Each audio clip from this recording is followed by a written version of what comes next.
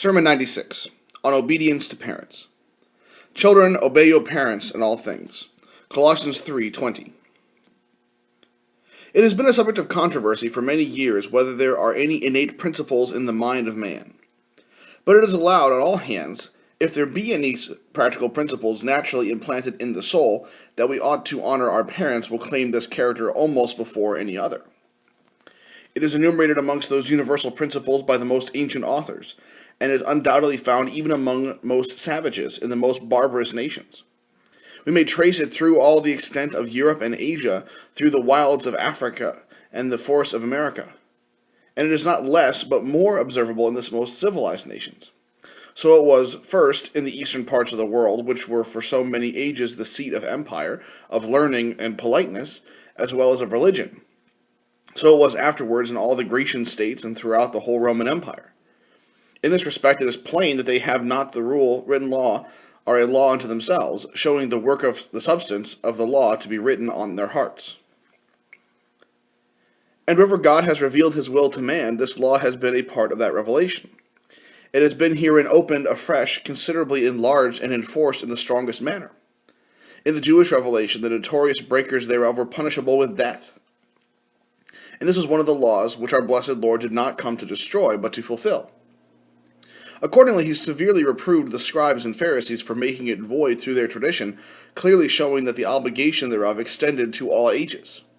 It is the substance of this which St. Paul delivers to the Ephesians.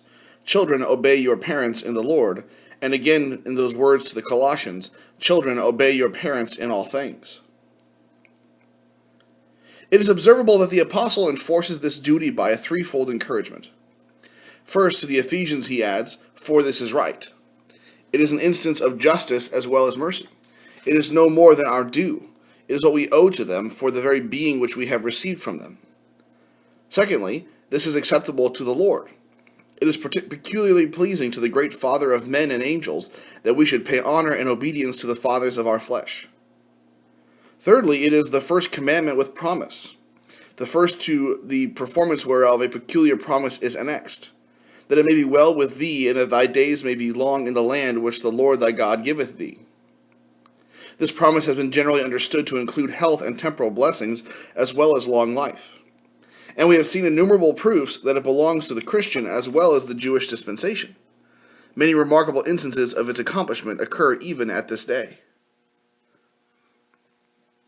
But what is the meaning of these words? Children, obey your parents in all things.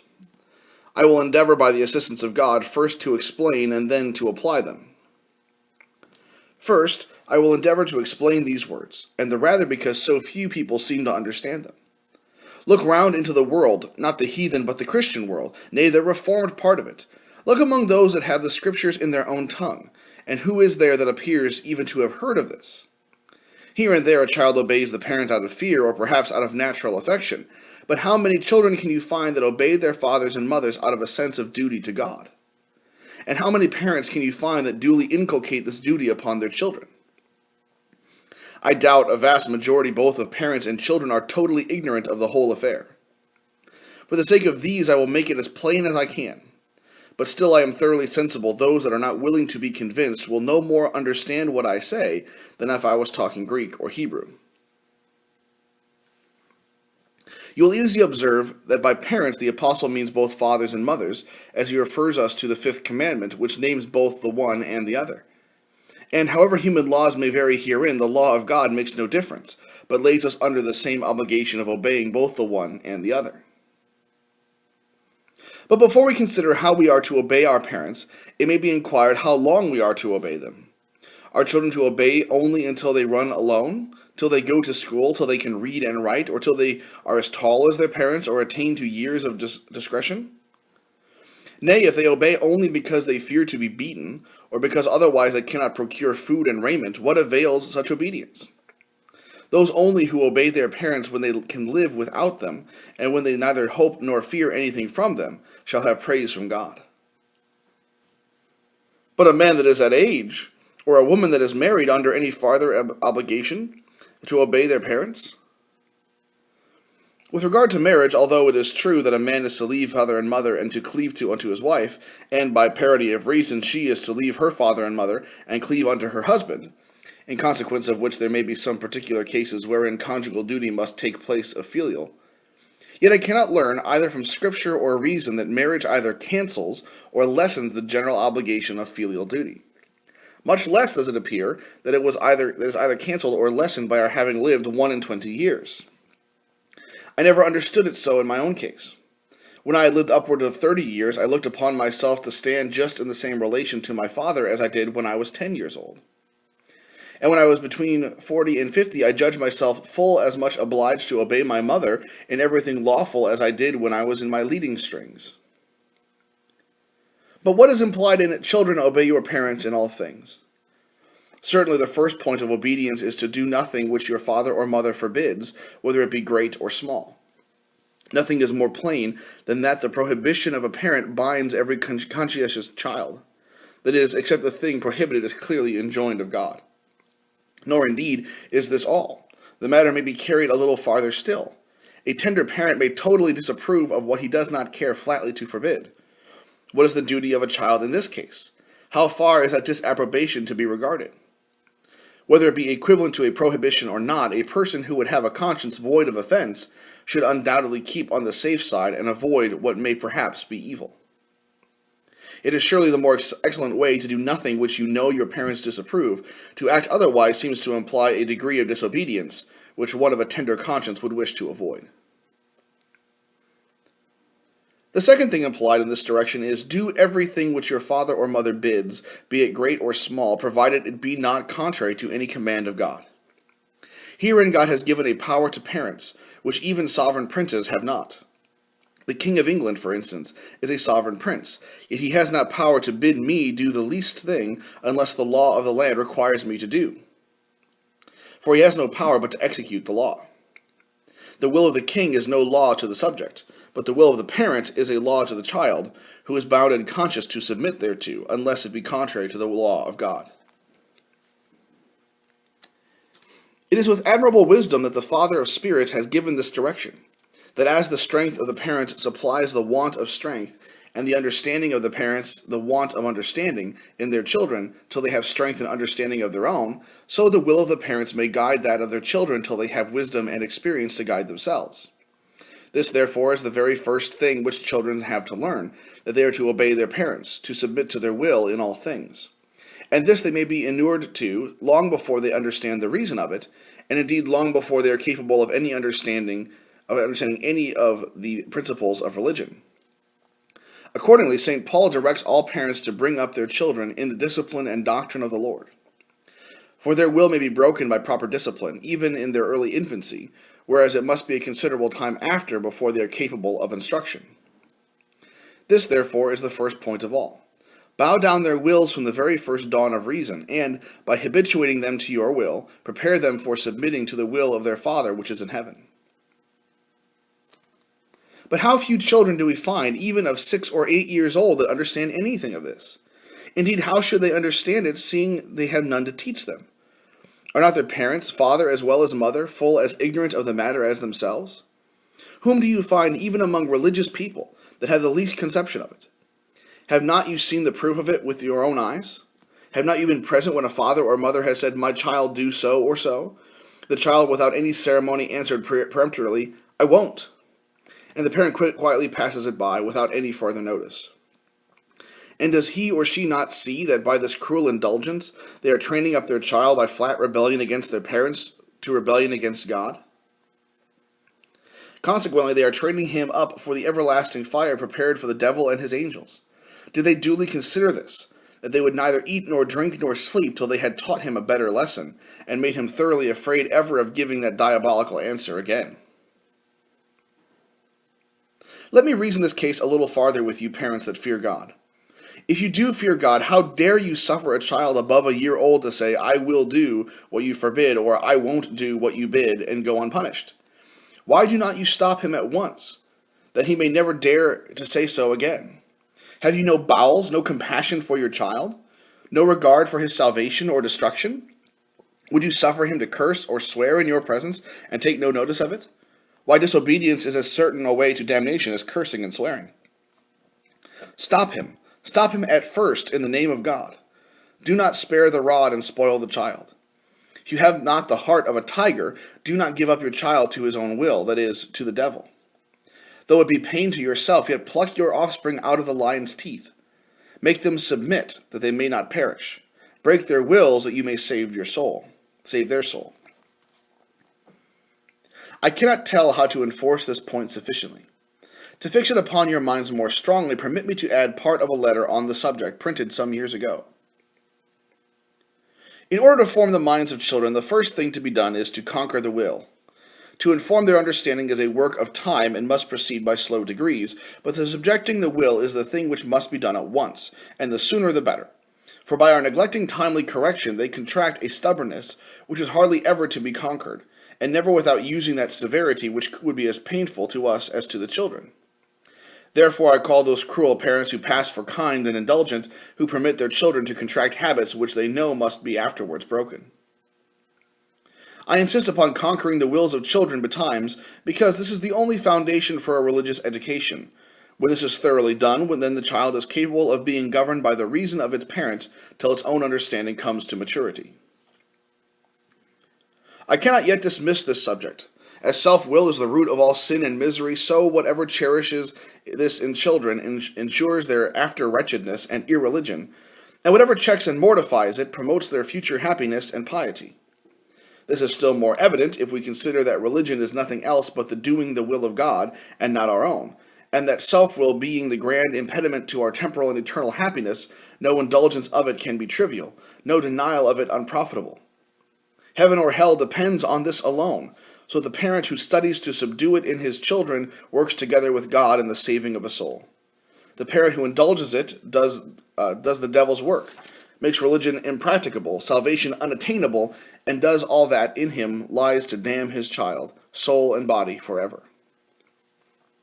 This, therefore, I cannot but earnestly repeat. Break their wills betimes. Begin this great work before they can run alone, before they can speak plain or perhaps speak at all. Whatever pains it cost, conquer their stubbornness. Break the will if you would not damn the child. I conjure you not to neglect, not to delay this. Therefore, 1, let a child from a year old be taught to fear the rod and to cry softly. In order to this, 2, let him have nothing he cries for, absolutely nothing, great or small, else you undo your own work. 3, at all events from that age make him do as he is bid, if you whip him 10 times running to effect it.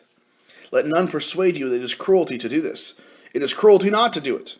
Break his will now, and his soul will live, and he will probably bless you to all eternity. On the contrary, how dreadful are the consequences of that accursed kindness, which gives children their own wills, and does not bow down their necks from their infancy. It is chiefly owing to this that so many religious parents bring up their children that have no religion at all, children that, when they are grown up, have no regard for them, perhaps set them at naught, and are ready to pick out their eyes. Why is this? Not because their wills were not broken at first, because they were not inured from their early infancy to obey their parents in all things, and to submit to their wills as to the will of God. Because they were not taught from the very first dawn of reason that the will of their parents was to them the will of God, that to resist it was rebellion against God and an inlet to all ungodliness. This may suffice for the explanation of the text. I proceed to the application of it.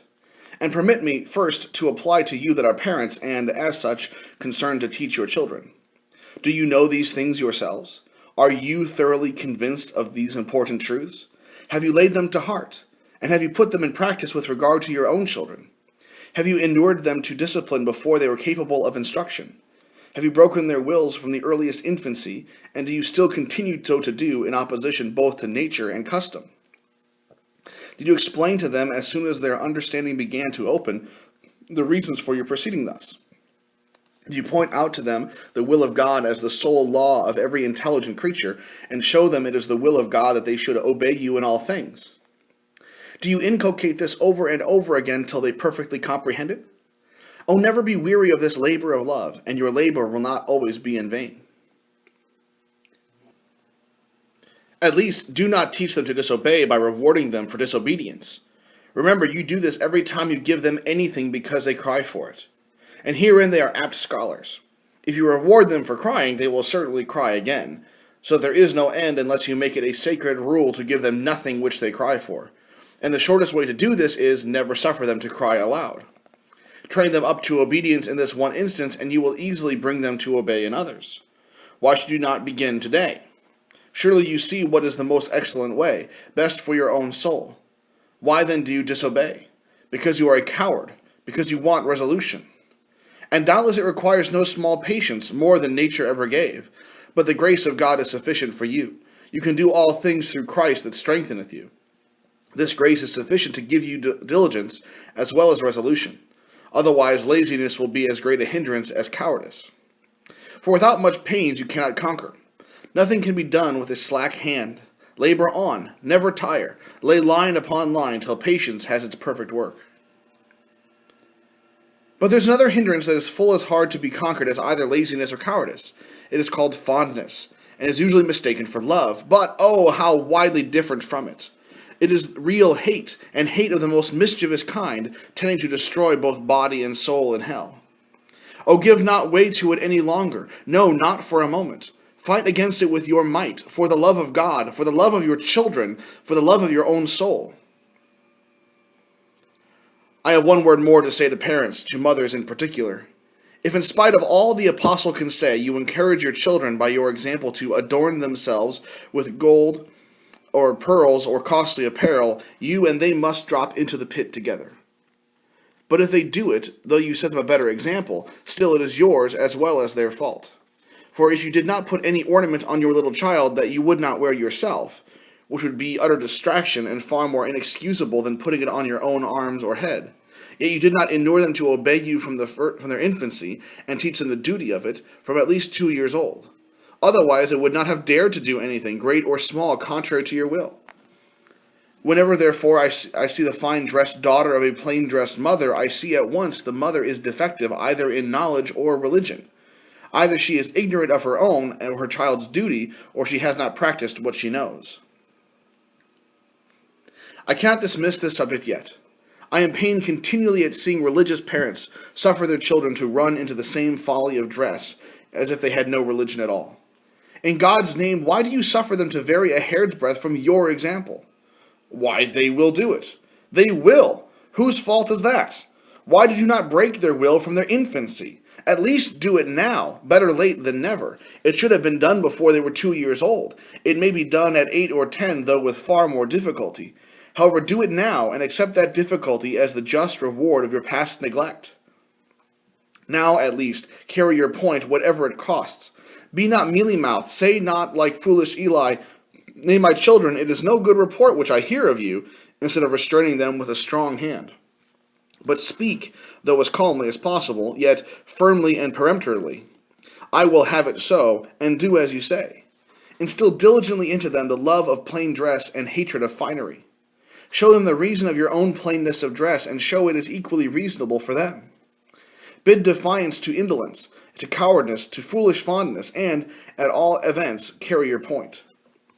If you love their souls, make deep and just, keep them as just and plain as yourselves.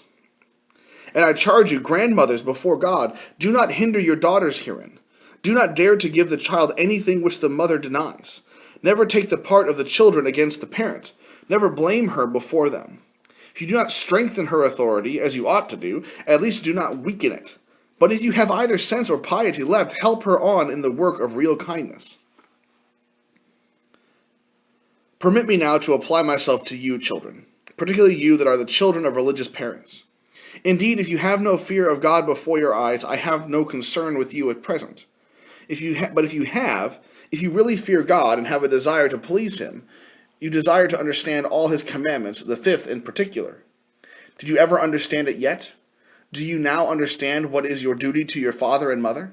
Do you know, at least do you consider that by the divine appointment their will is a law to you? Have you ever considered the extent of that obedience to your parents which God requires?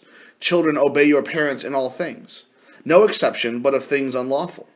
Have you practiced your duty in this extent? Did you ever so much as intend it? Deal faithfully with your own souls. Is your conscience now clear in this matter?